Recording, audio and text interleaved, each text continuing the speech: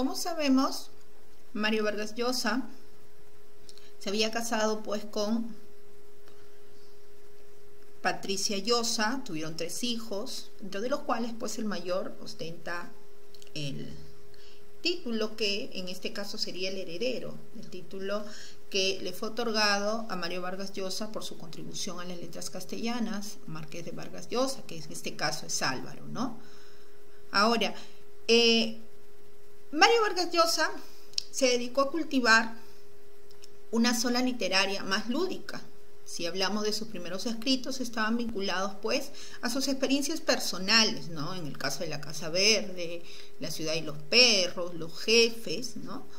Pero explora otros ámbitos, en este caso, una zona literaria más lúdica y erótica. Vamos a ver en él diferentes facetas en el ámbito de la narrativa. En 1973 publica Pantaleón y las visitadoras, luego La orgía perpetua, Flaubert y Madame Bovary, libro que fue a un tiempo vindicación de la literatura y respuesta al célebre ensayo de Jean-Paul Sartre, El idiota de la familia.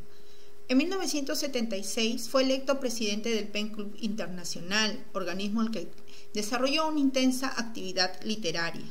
Al año siguiente daría a luz La tía Julia y el escribidor, en la que narraba en forma novelesca pues su relación y matrimonio con su tía política, Julia Urquidi. Ahora, pero esto no fue del todo agradable para la involucrada, que en el año 1983 publicó sus propias memorias tituladas Lo que Varguitas no dijo, en respuesta a la novela La tía Julia y el escribidor, basada en parte en la relación entre ambos, ¿no? Las cosas que se manifestaron dentro de la novela no fueron del todo agradables para Julia Urquidi. Generalmente ella pues determinó que Vargas Llosa no había reconocido la importancia o el papel que jugó ella en el despegue de su carrera literaria, ¿no? Recordemos que él hizo carrera en el exterior. También se puede decir otra de sus facetas de Vargas Llosa, pues lo aficionado al fútbol que fue, ¿no? Vargas Llosa, experto en estadística de este deporte, y durante el Mundial de 1982 ejerció como periodista deportivo. Recordemos también que se dedicó al periodismo, ¿no? Hizo publicaciones en varias revistas y eso es así como se inicia pues en el primer trabajo que desarrolla con el apoyo de su padre, ¿no? Ahora ahí vemos por ejemplo una camiseta del Club Universitario de Deporte, ¿no? Él es hincha de la U, ¿no? Y en el 2011 pues este equipo deportivo lo denominó en el Estadio Monumental, lo denominó como socio honorario vitalicio, ¿no? Cumplió uno de sus grandes sueños. Dice que a los 10 años, pues, él pudo observar su primer partido y eso lo marcó, lo emocionó muchísimo, ¿no? Considera, pues, como lo manifiesta en sus memorias El pez en el agua, como una de sus pasiones también, ¿no? Muy aparte, pues, de lo que es su vocación, la literatura. En cuanto a su vida política, nos dimos cuenta pues que participó en movimientos desde muy joven, movimientos políticos desde muy joven. Recordemos que era el camarada Alberto, ¿no? Encabezaba una de las células comunistas del Partido Comunista, aunque después se declaró pues liberalista, ¿no? En el año 87 se perfila como líder político al mando del movimiento Libertad, que se opone a la estatización de la banca que proponían el entonces presidente Alan García Pérez. Estuvo en contra del gobierno de Odría, apoyó en su momento a Fernando Belaúnde Terry. Entonces diversos ideales que marcaron pues su trayectoria en este ámbito. En 1990 el famoso escritor peruano fue el único con reputación literaria internacional que se presentó a la presidencia de su país, es decir, como candidato presidencial con el partido denominado Fredemo, pero perdió las elecciones. Su opositor, se puede decir su contrincante, el señor Alberto Fujimori, ¿no? Entonces Vargas Llosa da cuenta de su infructuoso intento de llegar a la presidencia, de su infancia, y su carrera en sus memorias, como les digo, El pez en el agua. Es por esos años, en 1993, que adquiere pues su doble nacionalidad. En este caso, ostenta la peruana y la española. Desde ya es un personaje que tiene una vida política activa, siempre pendiente, como lo hemos podido ver en muchas de las entrevistas, un analista pues de la situación política de nuestro país, ¿no? Sigue en actividad, actualmente ha escrito pues una obra en este año, ¿no?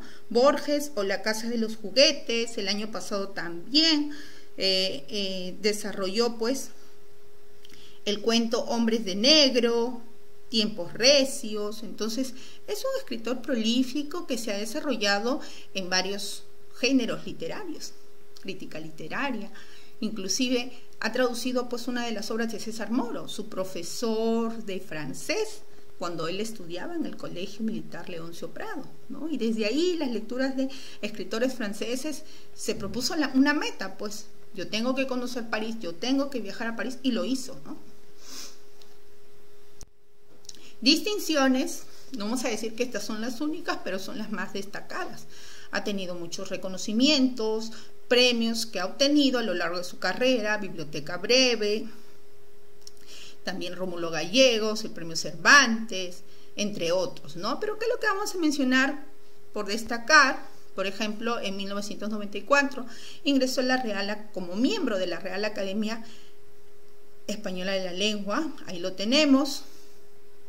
Aquí la Academia Peruana de la Lengua desde 1977, recibió el Premio Nobel de Literatura de manos del rey Carlos XVI, Gustavo de Suecia, en el año 2010.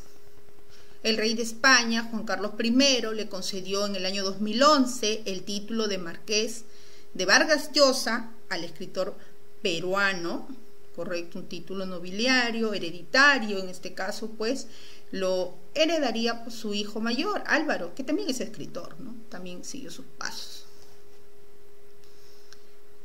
Ahora, ¿cuál es el estilo narrativo de Mario Vargas Llosa? Encontramos sus inicios en los años 50, muy amigo de Julio Ramón Ribeiro, ¿correcto? Entonces, como que determinó pues que hay que realizar una renovación de la literatura, cambiar ciertos cánones, innovar en las técnicas narrativas, y es así pues que encontramos por un lado la combinación de técnicas en las que se abandona el narrador omnisciente y se utiliza al protagonista como contador de la historia, mezclada con cartas o noticias de la prensa, por ejemplo, ¿no? Como sería típico en Pantaleón y las visitadoras, pasando por el intercalado de varios diálogos con personajes y tiempos diferentes en un mismo texto, la narración paralela simultánea, por llamarla de alguna forma, presente especialmente en Conversación en la Catedral, una obra pues que tuvo como base su incursión en el ámbito periodístico, ¿no? Y el análisis político de la realidad de su tiempo. Otro de los otra de las innovaciones en este caso, ¿no? Sería pues los continuos saltos en el tiempo, la anacronía, muy común en la mayoría de las novelas de Vargas Llosa, ¿no? Dejando de lado pues la narración lineal, ¿no? Más sencilla, pero en este caso pues explorando muchos campos, no solamente el ámbito social, político, policial. Ahí tenemos entre sus obras, por ejemplo, Los Jefes, que fue su primer cuento, la novela La ciudad y los perros, Pantaleón y las visitadoras, Conversación en la Catedral.